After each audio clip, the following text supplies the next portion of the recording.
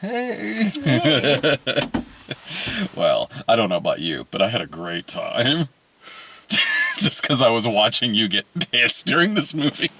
I exhaled like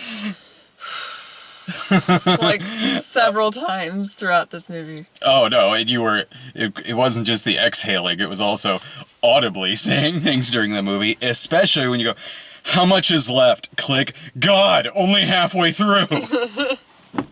So you love the first one. Yeah, I'm not like a fanatic, but I love it. Yeah, I do like it a lot. It's a time capsule. Oh, sure. And, I always forget her name. Nancy. Fairuza Balk. I know, she has an odd name, so it's hard to remember. Fairuza Balk. She steals every scene. Yeah. She's really, doing everything she can. She's very entertaining. Yeah, very entertaining. She's good at going really over the top. Over the top, and that's just, in itself, is just, makes it worth watching. She's perfectly cast in that kind of part, too. Which a lot of the casting in the first one was solid. The first one I saw when it came out in '96. I didn't see it in theaters, but once it hit video, I rented it. I think I remember thinking it was fine back then, and then a week or so ago I watched it for the Snob, and I hadn't seen it in 24 years. So when I watched it again, kind of came away with it the same way, where I was like, yeah, okay, it's fine. Watching it, I was like, no, I can see why this has a big cult audience. I can see why a lot of people really like this and kind of grew up with it and identify with it. I totally get the appeal that it has. The entertainment value I got from watching the 96 one again was, because like I said, I kind of came away from that one being like, yeah, it's fine. But the most entertainment I got out of it in watching it again was just how 1996 it is. So watching it 24 years removed from that, I was like, well, this is kind of entertaining for different reasons than it was back in 96. And now we have this movie, which is a remake-wall, in which it's a sequel, but it's one of those sequels that's a remake. They change it just a little bit to make it not the same movie. It's the same points. Yeah. Context might be different in some of it, but you can draw parallels to every single kind of plot point that every plot point that this one does. You can draw some parallels to it that the other movie does as well. Mm-hmm. Yeah, well, the changes they do make it worse. That's usually the case with a movie like this. No, I mean, some movies, a remake of a movie, sometimes there's a movie, I'm like, oh, I really love that movie, and you're like, someone will be like, no, it's a remake. I'm like, oh. Sure. But it's actually, for better that they made changes. Uh-huh. So, but with this one, it's everything is, It is a sequel. It does... It does reference events from the other movie. So, I mean, the other movie happened in the continuity of this, which is hilarious when characters just straight up do the lines from the other movie. We are the weirdos, mister. Oh, God. You know they were saving that line for the last scene. We're doing this, huh? Okay.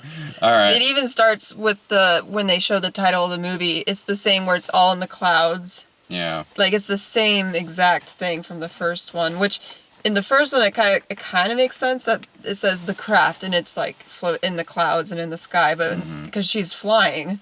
In this one she's not. She's driving. I don't know, I don't know. It's not as good. It's not good. I really did not like this movie. You hated this movie. I really hated it. Because it's okay. God, I'm trying to be nice. So okay, you know what? I think I'm trying to be nice because recently I think I've seen some movies that you could kind of put into the category of this, but were even more obnoxious than this movie is, and this movie's obnoxious. But Secret Society of Second-Born Royals and Babysitter's Guide to Monster Hunting were worse, so I'm kind of like, maybe I don't...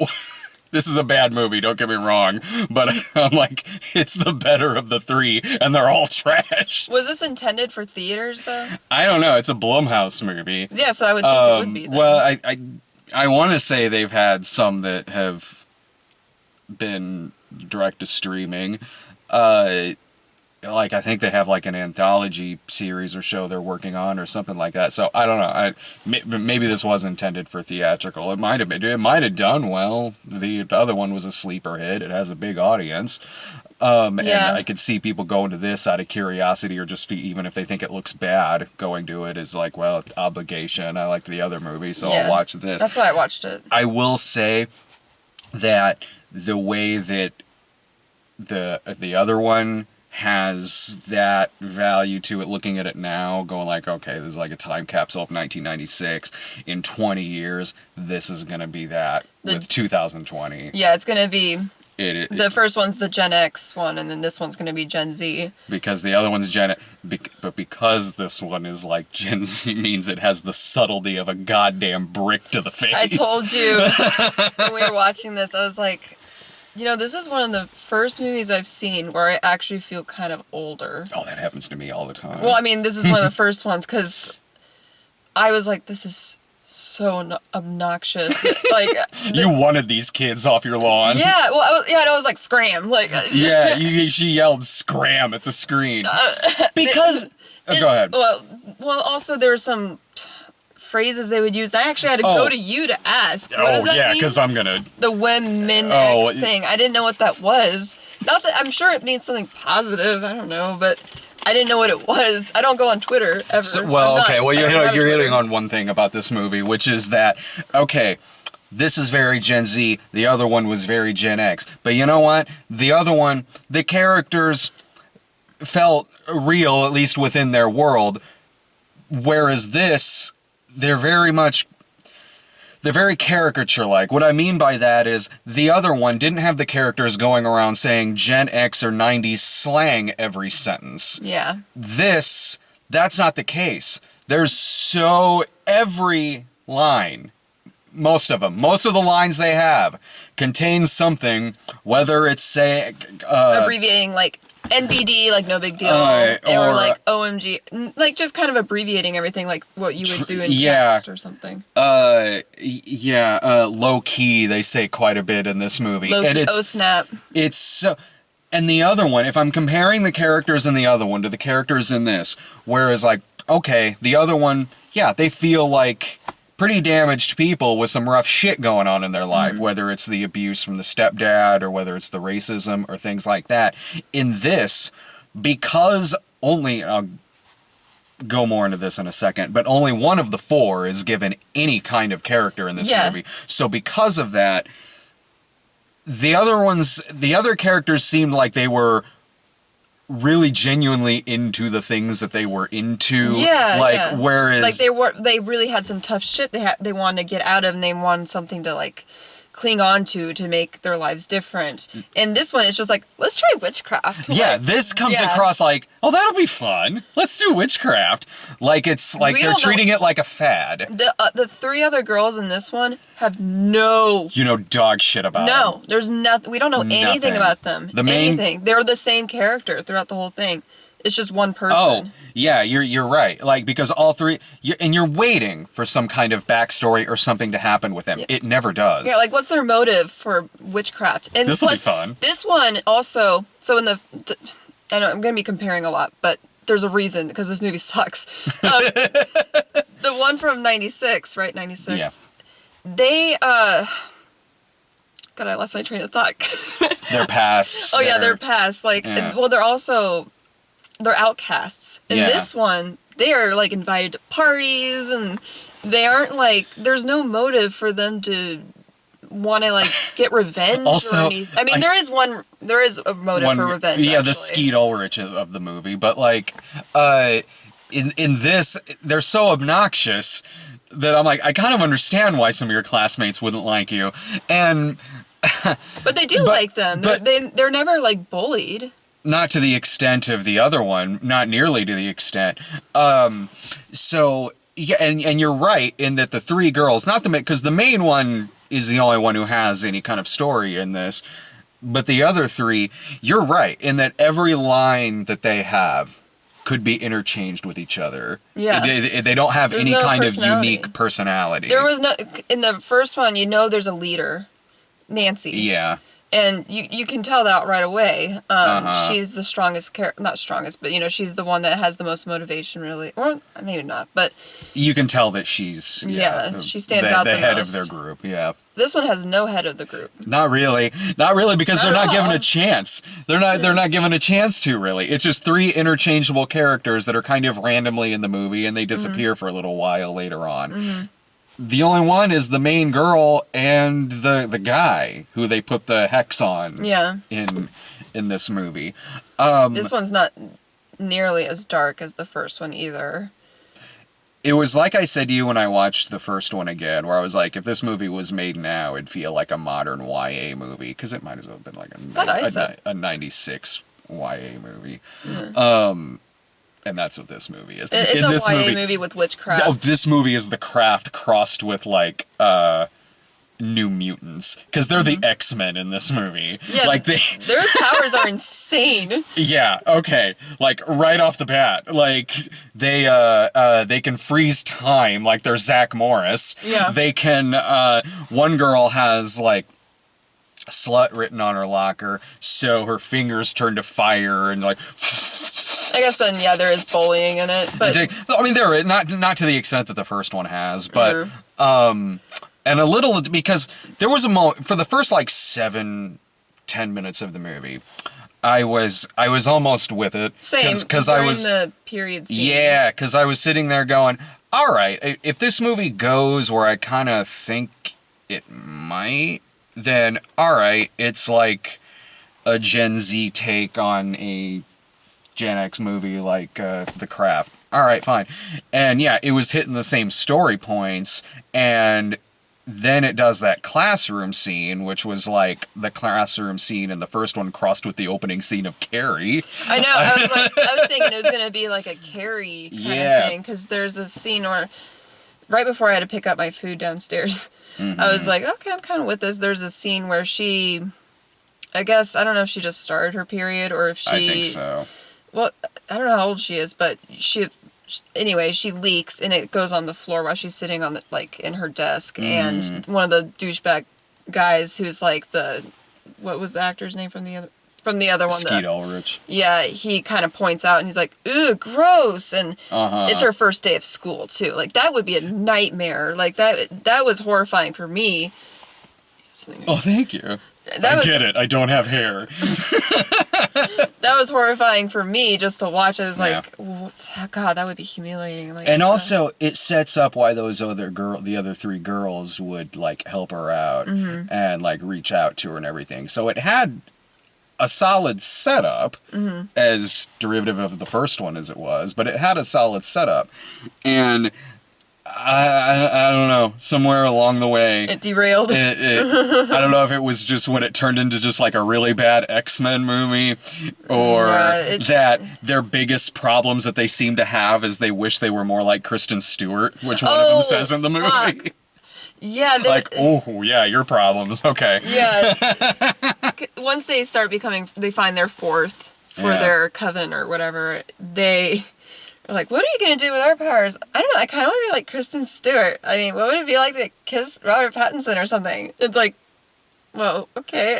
That kind of even feels, I said this to you, I don't, maybe I'm wrong. It feels a little dated reference, like Twilight. I don't think a lot of kids really read that anymore. I don't know. But like I said, that's my problem. I want to be like Kristen Stewart. When it gets into the dialogue that they have with each other and all the buzzwords that they're saying, the movie's full of retweet dialogue. It is if you took the script to the other movie and just filtered it through the most condescending Twitter account you could find, and that's what you have with this movie. And that's what I was wondering if it was going to be that, and then the first 10 minutes I was like, okay, yeah, maybe no, it hits that wall where it starts becoming like that Black Christmas movie that we went to go see. It wasn't subtle. No, I mean, I will say this. It does some very similar things that movie did. This movie's not good. I thought that movie was worse, because this movie is more like The Craft than the new Black Christmas was like Black Christmas. It was like the 70s Black Christmas. Okay. So in this, it hits on like a lot of the same themes that the other one did, but the other one was, I don't know, made during a time you could practice subtlety and knew to actually be a movie, whereas this will pause for buzzword dialogue and the villains, and it's the same in the Black Christmas movie, where the villains are a coven of toxic masculinity witches that stand around doing masculine chants with David Duchovny, with his books that his character has written on masculinity that seem haunted and literally fly off the shelves, and where he'll murder people if they are not masculine enough. Like, come on, movie. I go, the other one hit on the same themes that you're trying to hit on right here with Skeet Ulrich and the other kids that are in that class. Only, you know what? The other one was a movie. This is just like wanting retweets. This is, it's the difference between doing something like that and using plot and character and development to get your point across. Whereas in this, David Duchovny is like, he might as well be like the kind of villain that Kevin Sorbo is in God's Not Dead. It's like that kind of thing on different sides of the political spectrum, but that same kind of really lazy straw man-y villain. Yeah, I was like, oh, when I first saw David Duchovny, because I love him, I saw him, I was like, yay! And then I'm like, why are you in this? He couldn't give a rat's ass in this movie. He acts like he does in Californication. He's just like... But in this... Not like as like saying he's a bad actor, I'm just saying like, he seems like the same character, just like, oh, okay. But in this, like, okay, that works for Californication. That's what I'm saying. In this, he's doing that in scenes where he should be emoting a lot more, which tells me he doesn't give a shit. Like, there's a part... That's kind of his acting style. No, I've seen David... Yeah, David Duchovny's a very mellow actor, but there's a difference between being, like, relatively mellow through a movie, and in this, when you're about to be set on fire, and your reaction is you don't want to... You have the same reaction you'd have if you don't want to tell someone their cooking is bad. Like, so that is what tells me I don't think he gave a shit in this movie. No, I don't think he did either, but... Sorbo was way more into God's Not Dead than David Duchovny was into this movie. I wish Kevin Sorbo was the bad guy in this movie. The effects in this movie were pretty bad, too. Horrible. Oh my god. So there's the earth, wind, fire, air. So whenever they want to summon their gift or their thing, you get like this like fog of like green for earth or red for fire, and it's just like, ugh, this is cheap as hell looking. For the most part, the effects in the other one kind of held up. Oh, they used real snakes and like... The house full of bugs and like snakes and shit they did in that. Yeah, there's nothing even close to that horrific in this movie. The hair changing scene doesn't hold There's up. some like but when it's 96. There's some effects that don't, but this one has way worse effects than the other movie. When I don't know how much of this is a spoiler. The mom, like... The transformation thing that's, again, doing something that's kind of an equivalent to something else from the other movie. The mom transforms into David Duchovny, and I was like, what the fuck effect am I was watching? Haunting. I know, I was looking away for a second, I turned around, and I was like, ah! Way better in the other movie when Robin Tunney went from her to Fairuza Balk and did that, like, similar kind of transformation thing. Because she just, like, shook her head or something. She, like, does this, and then, one actress turns into the other. That looked way better than what they're doing in this movie. No, it looked great, yeah. The editing is not good in this. Yeah, remember it was, like, the very beginning. There was, like, it was looking at, like, the window, and it was, like, daylight, and then it just, like, turned dark all of a sudden. That was random. We were like, that was weird. And and I don't know if this, I'm assuming this was so it would get a PG-13. There's a part where I think that they're using, like, a used condom to put a hex on the dude, but they couldn't show it, so they have all of these things obstructing the view, like whether it's a shoulder or a plant or something. Where did they find a used... They went in the kid's bedroom. And so they found, I can't remember if that's what it was, but it was something that they couldn't show. So they're like obscuring it with like their shoulders or their hands, or it was really badly edited. There was a lot of things also that went nowhere, like the younger brother, like, so David Duchovny has like three sons, yeah. and it seemed like they were gonna do something with like the youngest brother and the girl, because they're like now kind of like step siblings now, but it seemed like there's like a connection with them, but then that goes nowhere because they're setting this up to be like a franchise, like and then there was a whole bunch of stuff that just went nowhere, and that was odd. Like, also, why would the mom be with David Duchovny? She seems like this hippie, like, kind of... I know, he is one of those characters that just, like, flips on a dime. Yeah, I was like, well, she seems like this hippie kind of character that's doesn't really... I mean, she disciplines her children, but not in the way that he would. She seems pretty, like, liberal and stuff. They have a Lorelai-Rory relationship. Yeah. I'm like, why is she with this, like, really crazy... man. But he seems fine at first, like he seems nice enough and seems charming, but then just on a dime. But they seem to have been dating for a long time because they're moving in together. Mm-hmm. She's like, I've never felt this way with him. Because, well, given what his motivation turned out to be later on, I'm sure he was probably putting on the charm way more than when he starts doing, like, crazy shit when they move in together. Yeah. I was going to say something, but I don't know if it's going to be a spoiler about what David Duchovny... Oh, we already kind of spoiled that he's like a God's Not Dead villain in this movie. Yeah, well, like, what is he going to do with his powers to make men more masculine? Like, yes, that's what Black Christmas did. Is that what he wants to do with his powers? I'm going to make this man more masculine. My God. like what? That doesn't make any sense. What? That's what you're going to do with your power? One of them's too gay, so we need to murder him and make it look like suicide. God, this movie. Stop with this. You told me. Jesus. I know. It felt just so lazy. Like, it's okay if you want to make a movie that's about whatever, girls that want to be witches and have a coven and whatever.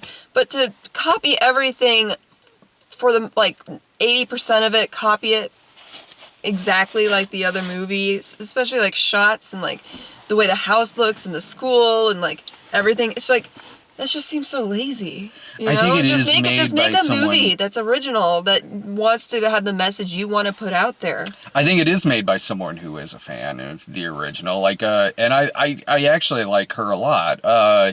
This is the only thing I've seen her direct, but Zoe Lister-Jones wrote and directed this, and she's a very funny actress. She was Fawn Moscato on New Girl.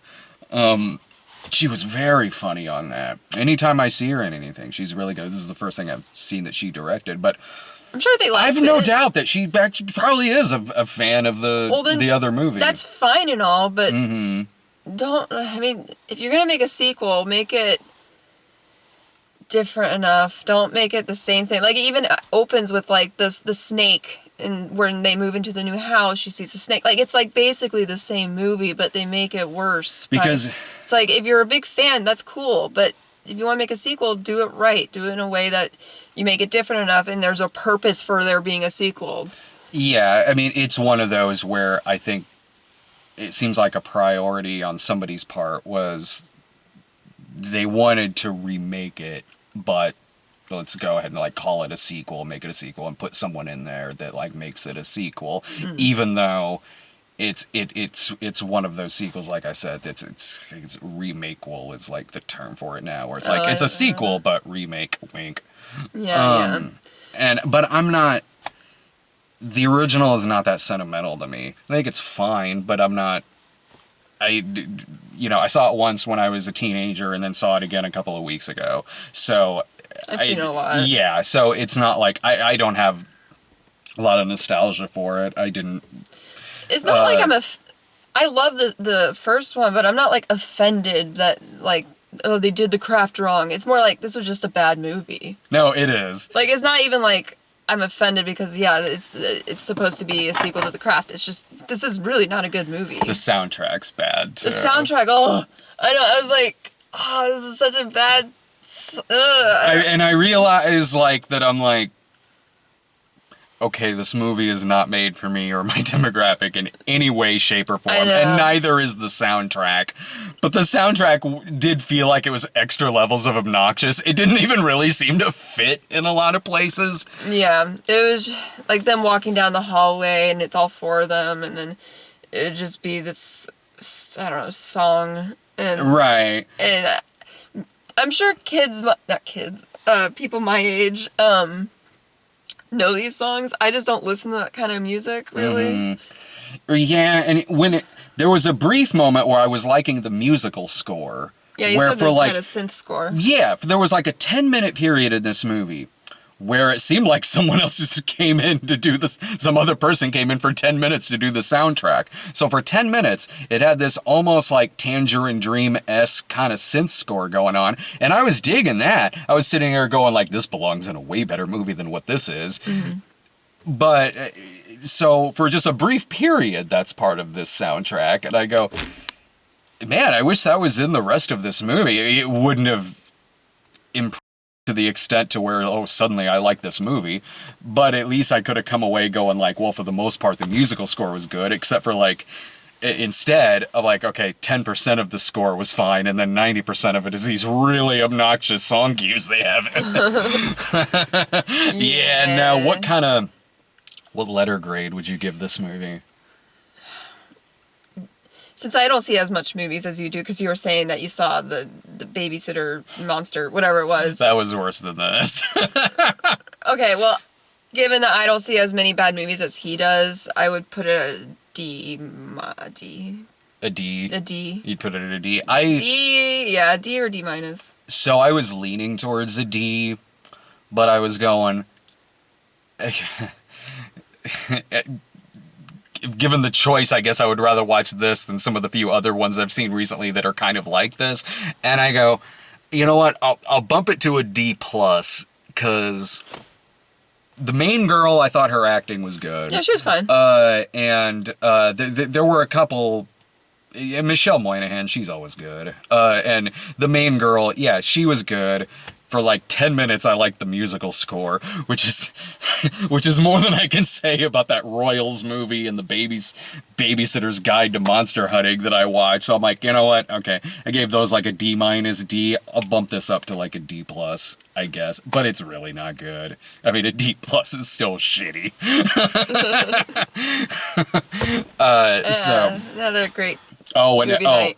Oh yeah, I'll bump it up to a D+ too, because in comparing it to another years later branch off whatever that we have than something, I found this easier to sit through than the Witches remake. Yeah. But you were more mad at this movie though than I was, so. Yeah, because it was just not subtle. Mm-hmm. Is what I was. Yeah. Yeah. So that's the Craft legacy. The characters were more obnoxious in this one. Like, just the dialogue was just like, oh snap, oh, no NBD, no big deal, or whatever. I guess I could... The characters were just way more obnoxious. I was like, you are making me mad. I mean, I can also chalk that up to the fact that The Witches is more sentimental to me than The Craft is. I mean, The Witches is sentimental to me, I'm not saying it's not. I'm just saying for me... Between The Craft and The Witches is way more sentimental to me than The Craft is. I guess there's different reasons why. I don't know. Anyways. I could go on a tangent for a lot longer, but I think we're good. We could just start it on The Witches. We can go for 30 extra minutes. No, I'm ready to go to bed. Yeah. All right. Thanks a bunch for watching, everyone. Check out the Snob episode that I did a few days ago on the first Craft movie, the better Craft movie. All right. Take care.